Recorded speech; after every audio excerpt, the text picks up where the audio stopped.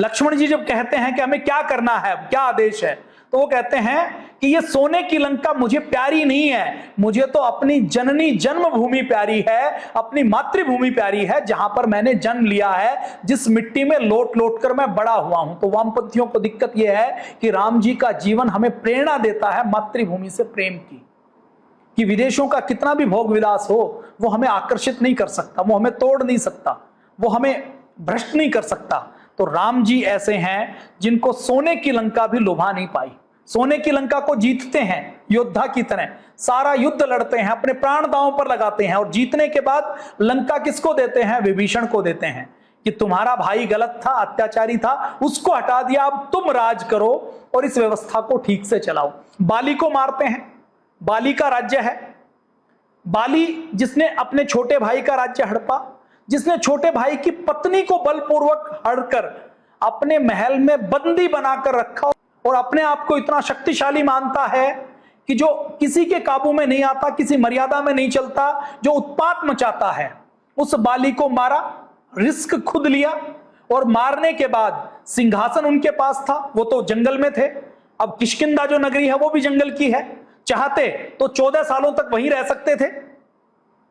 लेकिन राम जी बाली को मारने के बाद, सारा युद्ध लड़ने के बाद, सारा खतरा लेने के बाद भी वहां पर राजा किसको बनाते हैं? सुग्रीव का राज्य तो सुग्रीव को दे देते हैं और बाली के पुत्र अंगद को वहां का युवराज बनाते हैं। ये राम जी का तप था कि हमने कभी भी दूसरों की सत्ताओं का ऊपर आक्रमण नहीं किया, दूसरे के लोगों के ऊपर बलपूर्वक कभी भी अधिकार नहीं जमाया, हमने लोगों का धर्म नहीं बदला, हमने लोगों का मन बदला है, यह भगवान राम कहते हैं। संप्रदाय नहीं बदला, पूजा पाठ की पद्धतियां नहीं बदली। उस समय तो एक ही पद्धति होती थी, एक ही संप्रदाय, एक ही धर्म होता था। मैं ये आज के परिप्रेक्ष्य में कह रहा हूं कि आज यदि राम होते तो जैसे इस्लामिक आक्रमणकारी आए, तलवार के बल पर आए, तो उन्होंने राज बाद में किया, पहले धर्म बदलने का, संप्रदाय बदलने का, पूजा पाठ की पद्धति बदलने का काम किया, तो राम जी ने यह किया है। अब अगर हम, फिर मैं उसी बात पर आता हूं कि यदि हम राम जी को परमेश्वर मान लेते हैं, चमत्कारिक मान लेते हैं, देवता मान लेते हैं, तो सारी चीजें राम जी के ऊपर छोड़ देते हैं कि राम जी तो विष्णु के अवतार थे, राम जी तो भगवान थे, राम जी के पास तो दिव्य शक्तियां थी, तो हम अपने और राम जी के बीच में बहुत बड़ा गैप क्रिएट कर लेते हैं। और जब ये गैप बन जाता है तो हम सोच भी नहीं पाते कि हम भी कभी राम बन सकते हैं। पूरे राम जी नहीं बन सकते तो राम जी के वंशज बनकर, उनके अनुगामी बनकर, उनके अनुचर बनकर, उनके पद चिन्हों पर चलने वाला बनकर, उनके मानस पुत्र वाला बनकर हम राम जी जैसा कोई एक गुण तो ला सकते हैं ना। लेकिन यदि हमने राम जी को दिव्य पुरुष माना, हमने राम जी को यदि भगवान मान लिया, हमने राम जी को यदि चमत्कारिक मान लिया कि जो करना है राम जी ही करेंगे क्योंकि शक्ति राम जी के पास है, तो हम अपने और राम जी के बीच में एक बहुत बड़ा अंतर कर लेते हैं। राम जी के केवल चित्र को धूप बत्ती दिखाएंगे, राम जी के चित्र की केवल आरती करेंगे, राम जी के चित्र को ही केवल सब कुछ मानेंगे, उनके चरित्र से प्रेरणा नहीं लेंगे और उस प्रेरणा को अपने भीतर नहीं उतारेंगे, इस संकल्प के साथ कि राम जी मेरे पिता में हैं, मेरे पिता के पिता रहे हैं, मैं उनका वंशज हूं, मेरा खून उन्हीं के डीएनए से आया है, उन्हीं के डीएनए का जेनेटिक स्ट्रक्चर, जेनेटिक कोड मेरी नसों में दौड़ता है, तो हम राम बन सकते हैं, ये संभावना जीवित रहती है। अब पूज्य स्वामी जी महाराज कई बार कहते हैं ना कि कई बार हम हनुमान जी की पूजा तो करते हैं, हनुमान जी को धूप बत्ती भी लगाएंगे, लेकिन गुटखा खाएंगे, धूम्रपान करेंगे, पूरे दिन आलस में पड़े रहेंगे और हनुमान जी की पूजा करेंगे। तो हनुमान जी की पूजा कर रहे हैं वो अच्छी बात है, पूजा करनी चाहिए, उनके संकल्प को दोहराना चाहिए, हनुमान चालीसा का पाठ करना चाहिए, अलग अलग रामायण के अलग अलग कांडों का पाठ करना चाहिए। लेकिन वो पाठ इसलिए है कि जब हम पाठ करें तो उसके अंदर डूब जाएं कि हमें उनके जैसा बनना है। तो जैसा पूज्य स्वामी जी महाराज कहते हैं कि यदि गुटखा खाएंगे और हनुमान जी के चित्र के आगे केवल अगरबत्ती दिखाएंगे तो उससे कल्याण नहीं होगा। हनुमान जी का चित्र देखें, चित्र को देखकर उनका दर्शन करके हनुमान चालीसा पढ़ते पढ़ते संकल्प लें कि 100 दंड लगानी है, 500 दंड लगानी है और हनुमान जी जैसा ब्रह्मचारी बनना है, हनुमान जी जैसा बलवान बनना है, तो हनुमान जी के हम सच्चे वंशज बन पाएंगे, सच्चे अनुगामी बन पाएंगे। ये परम पूज्य स्वामी जी महाराज बताते हैं और सिखाते हैं। और मुझे लगता है कि हमें भी भगवान राम को अपना पूर्वज, अपना महापुरुष, और मैं कहता हूं देवता नहीं, देवताओं से भी बड़ा जो मानव महामानव बन सकता है, महादेवत्व को प्राप्त कर लेता है, वो मानते हुए हमें भगवान राम के जीवन को अपने भीतर उतारना है। हमारे अंदर वही डीएनए है जो हमें तपस्वी बना सकता है, त्यागी बना सकता है, योद्धा बना सकता है। इस विचार को अपने भीतर और गहरा करने की आवश्यकता है। राम जी के वंश में मैंने बताया ना, इक्ष्वाकु हुए, भगीरथ हुए, पृथु हुए, पुरुरवा हुए, ययाति हुए, मानधाता हुए, सगर हुए, हरिश्चंद्र हुए, सहस्त्रार्जुन हुए, दिलीप हुए, रघु हुए, कुशनाम हुए, अरिष्ट हुए, महाबली हुए, जिनके समान और कोई बलशाली नहीं थे, रोहित हुए, वृष हुए, सगर हुए, भरत हुए, ययाति हुए, नहुष हुए। उनके पूर्वज भी बहुत महान थे। रघु से रघुकुल चला, भगीरथ से मां गंगा धरती के ऊपर आई, लेकिन उनको पूजा नहीं जाता। उनके अंदर राम जी जैसे सारे गुण नहीं है। उनमें कोई बलशाली है तो किसी के अंदर मर्यादा की वो हिमालय जैसी पराकाष्ठा नहीं है। तो राम जी ऐसे थे जिनका जीवन, जिनका चरित्र हमें संपूर्ण प्रेरणा देता है, संपूर्ण हमें स्वावलंबी बनने की प्रेरणा देता है, महान बनने की प्रेरणा देता है। तो राम जी को इसीलिए पूजा जाता है क्योंकि राम जी राजा नहीं थे। इनके जितने पूर्वज थे ये महान राजा हुए, चक्रवर्ती सम्राट हुए। इनका राज्य बहुत बड़ा था, इतना बड़ा था कि जहां से सूर्य उगता है और जहां सूर्य अस्त होता है वहां तक इतना राज्य है। जैसे पुराने जमाने में कहते हैं ना कि जहां तक नजर जाती है वहां तक उस फला जमींदार की, जागीरदार की, ठाकुर की जमीन है। तो राम जी के पूर्वजों के बारे में तो यह कहा जाता था कि जहां से सूर्य उगता है, मतलब एक छोर से लेकर दूसरे छोर तक, एक ध्रुव से लेकर दूसरे ध्रुव तक उनका साम्राज्य है, उनका शासन है। सिंहासन था, संपत्ति थी, वैभव था, बल था। लेकिन पूजा किसकी होती है इस हिंदुस्तान में, इस भारत में? पूजा होती है तप की, त्याग की, मर्यादा की। जो तप, त्याग और मर्यादा राम जी के अंदर थे, उन्होंने चलते चलते सिंहासन को ठोकर मारी। चलते चलते उन्होंने एक पल के अंदर अपनी अयोध्या नगरी को, राजमहल को छोड़ दिया। उनके पूर्वजों ने, राम जी के पिताजी ने खुद 3 शादियां की थी, 3 विवाह किए। उनके पूर्वजों ने 1 से अधिक विवाह किए होंगे, ये परंपरा उस समय थी। तो राम जी ने वो परंपरा भी तोड़ी। नारी की मर्यादा क्या होता है, एक पत्नी व्रत क्या होता है, वो राम जी ने दिखाया। एक माता सीता से जब विवाह हो गया तो सीता मैया से विवाह होने के बाद राम जी ने किसी दूसरी महिला के बारे में, नारी के बारे में कभी कल्पना भी नहीं की। तो ये राम जी की मर्यादा राम जी को पूज्य बनाती है कि हम राम जी को सदा स्मरण करते हैं, सदा उनकी पूजा करते हैं।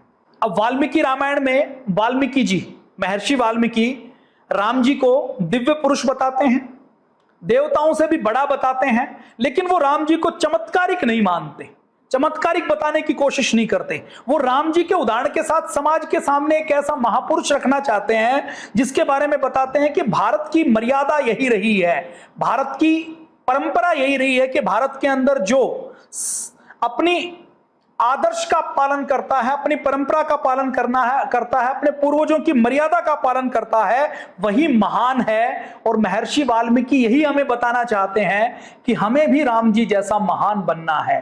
तो वामपंथियों की दिक्कत यह है कि यदि महर्षि वाल्मीकि की रामायण को हम मानेंगे, देखिए महर्षि वाल्मीकि राम जी को अलग रूप में देखते हैं। तुलसीदास जी जो उनसे बहुत बाद में हुए हैं, वो राम जी को अलग रूप में देखते हैं, दिव्य रूप में देखते हैं। तो ये अलग अलग रामायणों के अंदर अतिशयोक्ति हो सकती है, अलग अलग रामायणों के अंदर दर्शन अलग हो सकता है, लेकिन राम जी का मूल चरित्र, उनका जन्म, उनका महल को त्याग करना, उनका वन में रहना, उनका वन में रहते हुए वनवासियों की सहायता से सेना को इकट्ठा करना, रावण को हराना, लंका के सिंहासन को ठोकर मारना, ये सब जगह कॉमन है। देखिए वामपंथियों का एक चरित्र क्या है, वो आधा सच और आधा झूठ मिक्स करते हैं। आपने अभी थोड़े दिन पहले देखा होगा, 12 साल पुरानी घटना है, 2008 में उस समय की तत्कालीन सरकार सुप्रीम कोर्ट से पहले की योजना बनाती है सेतु समुद्रम। उस योजना में साउथ के कुछ करुणानिधि से लेकर दूसरे मुख्यमंत्री भी अटैच होते हैं। वो कहते हैं कि राम जी जैसा को तो कोई व्यक्ति हुआ ही नहीं, रामायण तो बिल्कुल झूठ है, रामायण तो कभी हो ही नहीं सकती, ये तो ऐसी कहानी लिखी हुई है, गप है, गपोड़े हैं। फिर वो कहते हैं राम सेतु भी कुछ नहीं हो सकता। सुप्रीम कोर्ट में हलफनामा दिया जाता है, सेंट्रल गवर्नमेंट के मिनिस्टर रहे वो व्यक्ति हलफनामा देते हैं। पहले तो कहते हैं रामायण नहीं हुई, राम नहीं हुए। जब राम जी रामायण साबित हो जाते हैं तो फिर कहते हैं कि राम जी और राम ने खुद अपना राम सेतु तोड़ा था, तो इसलिए हम इसको तोड़ दें तो कोई दिक्कत नहीं है। तो जिस भारत के अंदर यदि राम सेतु तोड़ने की बात आती है और भारत के अंदर ये वामपंथी षड्यंत्रकारी इस लेवल तक पहुंच जाते हैं कि राम की निशानियों को, राम की यादों को मिटा दें। देखिए, राम की यादों को, बाबर जब भारत में आया तो भारत तो बहुत बड़ा था, भारत में उसने बड़ा हिस्सा जीता। वो चाहता तो मस्जिद कहीं पर भी बना सकता था, लेकिन बाबर ने मस्जिद बनाने के लिए, बाबर ने, औरंगजेब ने मस्जिद बनाने के लिए किसको चुना? काशी को चुना। भाई, काशी यदि भगवान शंकर का स्थान है तो आप काशी को छोड़कर कहीं और मस्जिद बना लीजिए, लेकिन उन्होंने मस्जिद कहां पर बनाई? काशी विश्वनाथ के मंदिर के ऊपर मस्जिद बनाई। वहां के पुजारियों को हमारा पवित्र शिवलिंग को कुएं के अंदर रखकर उसकी रक्षा करनी पड़ी। मथुरा में मंदिर बनाई, वृंदावन में मंदिर बनाई। भगवान राम जी, भगवान श्री कृष्ण जी का जो स्थान है, अयोध्या में मस्जिद बनाई। और केवल मस्जिद नहीं बनाई, अयोध्या को पूरी तरह से नष्ट करने के लिए, निशानियों को मिटाने के लिए उन्होंने अयोध्या के अंदर कब्रिस्तान बनाया कि हम अयोध्या के अंदर कब्रिस्तान बना देते हैं, सारे निशान मिटा देते हैं। यह तो हमारे पूर्वजों का साहस और शौर्य रहा है कि वो रुके नहीं, झुके नहीं। विदेशी हमलावरों की शक्ति ज्यादा थी तो भी लगातार संघर्ष करते रहे, लगातार लड़ते रहे। आज भी आप देखेंगे कि भारत के अंदर अखाड़ों की परंपरा है, मठों की परंपरा है, गढ़ियों की परंपरा है। गढ़ किसको बोला जाता है? गढ़ वही जहां पर योद्धा रहते हों, जहां पर रक्षा करने का, सुरक्षा करने का, युद्ध करने का सामान हो। अखाड़ा किसको कहा जाता है? जहां पर युद्ध कला सिखाई जाती हो, जहां पर योद्धा निवास करते हों।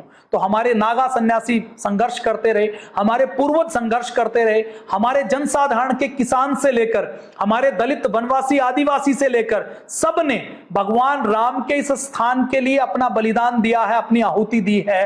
तो ये भगवान राम की मर्यादा है। तो वामपंथियों को दिक्कत यह है कि राम जी की निशानियां रहेंगी। तो राम सेतु को तोड़ने के लिए षड्यंत्र किया गया कि राम सेतु को हटा देते हैं। राम सेतु नहीं रहेगा तो भविष्य में और साबित करना मुश्किल हो जाएगा। लेकिन ये नासा का भला हो, नासा ने सैटेलाइट से इमेज ली और उसका नाम दिया एडम्स ब्रिज। फिर उसके बाद साइंस टीवी के ऊपर 2017 में, देखिए 2008 में सरकार क्या कह रही है, वामपंथी क्या कह रही है कि ऐसा कुछ होता नहीं है।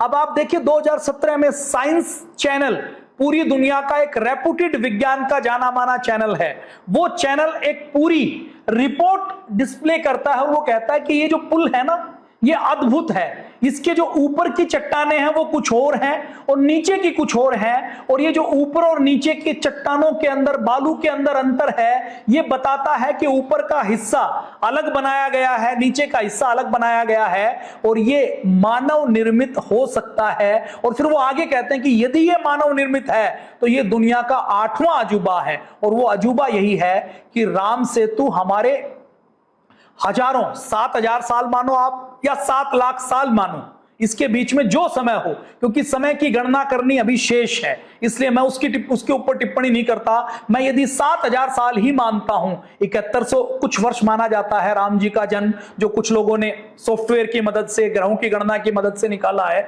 यदि उसको भी मान लिया जाए तो यदि 7,000 साल पहले जो सभ्यता, जो संस्कृति समुद्र के अंदर पुल बना सकती है, उसकी टेक्नोलॉजी और उसका विज्ञान कितना अद्भुत रहा होगा, यह कल्पना करके आप देख सकते हैं। ये एक रिपोर्ट है साइंस चैनल की, एक रिपोर्ट है। इस रिपोर्ट में वो साफ साफ कहते हैं कि ये जो राम सेतु है, ये जो एडम्स ब्रिज है, ये बहुत चमत्कारिक है और अद्भुत है, और ये आदमी का बनाया हुआ है, आदमी का बनाया हुआ हो सकता है, इसका जो स्ट्रक्चर मिला है। और इसके लिए ओरेगन यूनिवर्सिटी में पढ़ाने वाली चेल्सी रोस, इसके लिए DU न्यूज एजेंसी है, जो जर्मनी की न्यूज एजेंसी है, आप गूगल कर सकते हैं, उसके ऊपर आपको मिल जाएगा। वो ये कहती है कि चट्टानों की उम्र उस बालू की उम्र से ज्यादा है जिस बालू के ऊपर ये टिका हुआ है। इसका मतलब है कि इसकी कहानी के अंदर बहुत सी ऐसी चीजें हैं जिनको खोजेंगे तो बहुत से अद्भुत रहस्य निकलेंगे।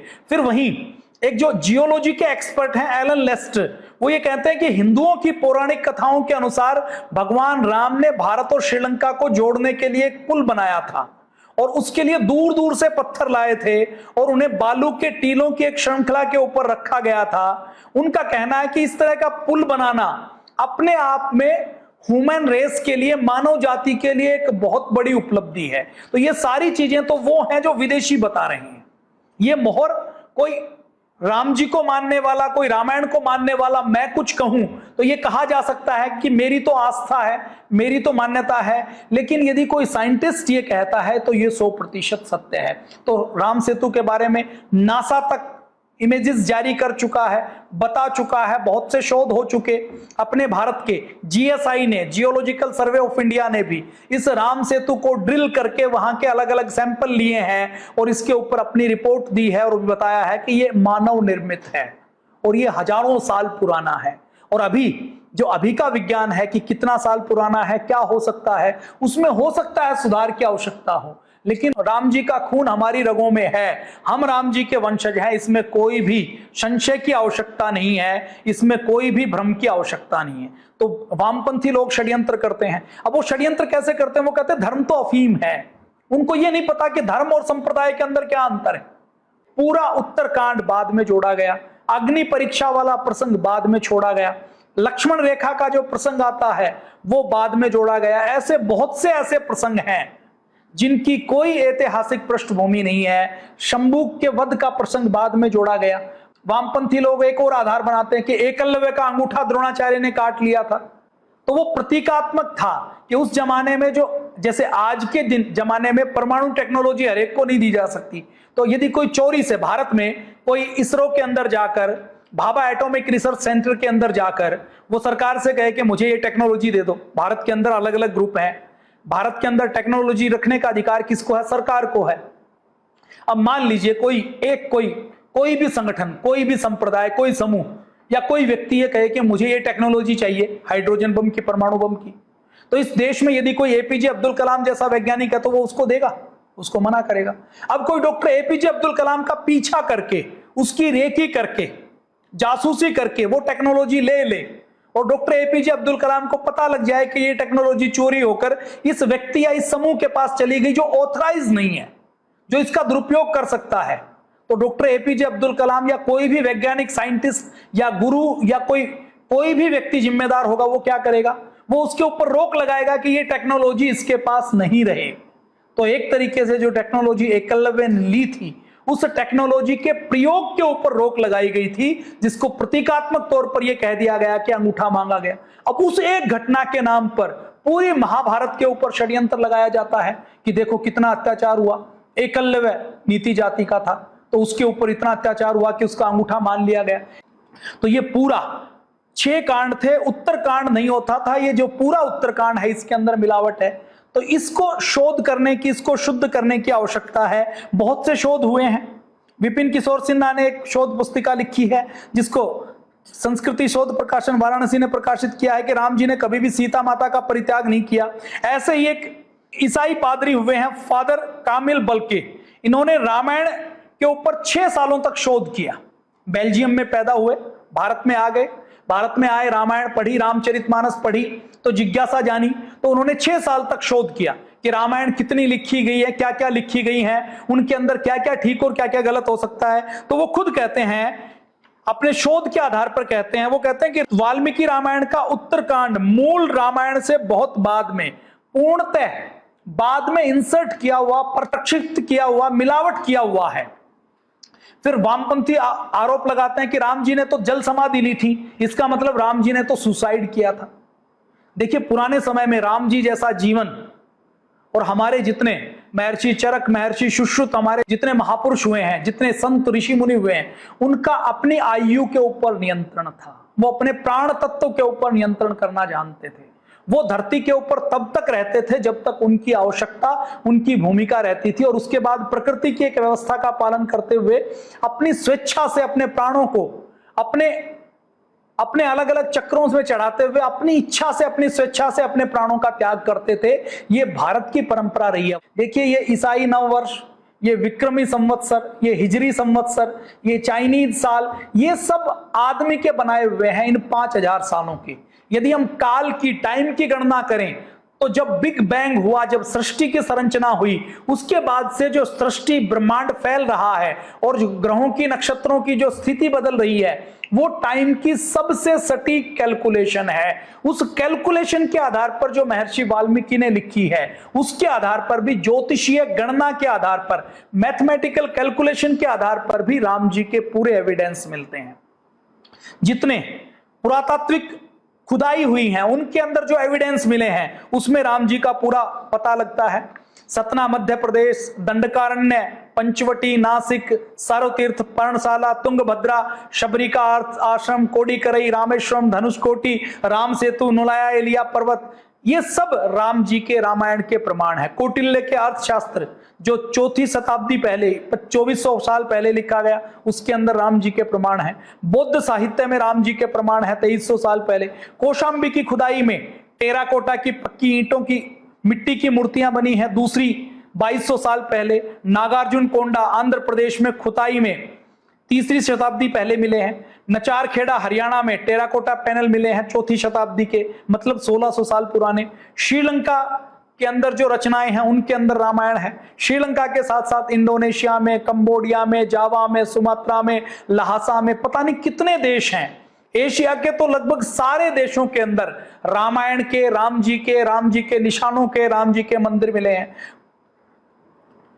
भारत के अंदर तमिलनाडु में, आंध्र प्रदेश में, मध्य प्रदेश में, केरल में, कर्नाटक में, नेपाल में, लाओस में, मंचूरिया में, मलेशिया में, कंबोडिया में, इंडोनेशिया में, बांग्लादेश में, भूटान में, श्रीलंका में, बाली में, जावा में, सुमात्रा में, थाईलैंड में, इन देशों की लोक संस्कृतियों में, इनके पुरातत्व जितने भी अनुसंधान हुए, उनमें, इनकी खुदाई में, इनकी गुफाओं के अंदर ऐसे चित्र मिले हैं जिसमें एक व्यक्ति धनुष से किसी को मार रहा है, साथ में उसके कोई वानर है, साथ में वानर वाले चित्र मिले हैं। मतलब वो सब बताते हैं कि राम जी हुए हैं, और राम जी केवल भारत के नहीं हुए हैं, राम जी वर्ल्ड लीडर हुए हैं, विश्व नायक हुए हैं। इन वामपंथियों को दिक्कत यह है कि यदि राम जी को मान लिया तो ये जितने भी देश है ना, इन देशों के पूर्वज भी भारतीय संस्कृति के साथ जुड़ जाएंगे। उसके बाद ये सारे देश भी अखंड भारत का हिस्सा बन सकते हैं, क्योंकि किसी दिन पहचान पता लग गई। आप कई बार फिल्मों में दिखाते हैं ना, कुंभ के मेले में कोई बिछड़ा, और वो 10 साल, 20 साल, 50 साल बाद भी पता लगता है कि ये मेरा भाई है, मुझसे बिछड़ा हुआ है, तो उसके प्रति अचानक प्रेम उभर आता है। उसके बाद सारी सीमाएं टूट जाती हैं, सारी लिमिटेशन टूट जाती हैं, और वो प्रेम प्राप्त करके वो साथ नहीं रहे, उनको किसी साथ रहकर एक दूसरे का स्वभाव नहीं पता लगा। लेकिन जब उनको पता लगता है कि हम एक माता पिता की संतान हैं, हमारा डीएनए एक है, तो वो एक दूसरे से मिल जाते हैं। तो वामपंथी लोग इसलिए भी इसका विरोध करते हैं। तो ये हमने कुछ बातचीत आज की है भगवान राम के बारे में। भगवान राम के और बहुत से गुण हैं। मेरी तो ऐसी योग्यता नहीं है कि मैं भगवान राम जी का, जो वो कहते हैं सूर्य को जैसे दीपक दिखाना होता है, वैसे ही भगवान राम के गुणों की, भगवान राम के चरित्र की, भगवान राम के रामायण की अलग अलग एस्पेक्ट से कितनी चर्चा की जा सकती है, कितनी बातें की जा सकती हैं, वो किसी एक सेशन में, एक दिन में, 10 दिन में नहीं कही जा सकती। भगवान राम अनंत हैं, भगवान राम की तुलना नहीं हो सकती, भगवान राम की चर्चा नहीं हो सकती, भगवान राम को शब्दों में नहीं बांधा जा सकता। बस भगवान राम के जीवन से हमें जो प्रेरणा मिलती है, मुझे जो प्रेरणा मिलती है, वो ये मिलती है कि भगवान राम के अंदर जो लीडरशिप क्वालिटी थी। देखिए, बस एक अंतिम बात और उसके बाद आज के लिए मैं विराम लेता हूं। देखिए, भगवान राम का नेतृत्व कैसा था। भगवान राम ने 2 सभ्यताओं और संस्कृतियों को एक साथ किया। देखिए, भगवान राम की सेना में कौन थे? एक तो नर थे, दूसरे कौन थे? दूसरे वानर थे। अब वानरों के बारे में क्या कहा जाता है कि नर और वानव, मानव और बंदर का कोई मेल नहीं है। बंदर एक बहुत उतावलेपन की जाति है, कूदते रहते हैं। तो राम जी ने उस समय भी नर और वानरों को एक साथ लेकर अपनी लीडरशिप में रावण को हराया था। आज वानर जाति को तो छोड़ दीजिए, हमारे आदमियों के बीच में भी कुछ लोग ऐसे लो कंसंट्रेशन के होते हैं, बंदर की तरह होते हैं, वानर की तरह होते हैं। यदि राम जी का चरित्र हम पढ़ेंगे तो हम वानर और बंदरों की तरह नहीं हो सकते। हमारी कंसंट्रेशन बढ़ जाएगा, हमारा चिंतन, मनन और मंथन का स्तर बढ़ जाएगा। हम भगवान राम के चरित्र की पूजा करके, चरित्र की चर्चा करके, उनका चिंतन करके उनके जैसे महान बन सकते हैं। तो राम जी के बारे में थोड़ी सी हमने बातचीत की। आज के लिए जय हिंद, वंदे मातरम, भारत माता की जय। राम जी का पर्व आने वाला है, राम जी का मंदिर बनने वाला है, हम दिए जलाएं, एक दूसरे को शुभकामनाएं दें और राम जी के चरित्र के बारे में और हम राम बन सकते हैं इसके बारे में जरूर हम अपनी आने वाली पीढ़ियों को बताएं, अपने परिवार को बताएं। अब तो सारा टीवी चैनल राम जी के बारे में दिखा रहे हैं, उन सबको देखें, उसका आनंद लें, रामलीला का आनंद लें। अपने गली मोहल्ले में रामलीला होती है तो मोबाइल ने उससे हमें थोड़ा दूर कर दिया, तो उसमें जाना शुरू करें। रामलीला कोई करता है तो उसके लिए चंदा देना शुरू करें, उनको प्रोत्साहन देना शुरू करें। अपने बच्चों को रामलीला के अंदर कुछ वानर बनने के लिए ही चाहे प्रेरित करें, ताकि उनको पता लगे वो वानर बनेंगे, रामलीला में कुछ बनेंगे तो कई बार अभिनय करते करते वैसे गुण आ जाते हैं, वैसा ही परिवर्तन हो जाता है। तो आपको अच्छा लगे तो इसको शेयर कर दीजिए। जय हिंद, वंदे मातरम, भारत माता की जय।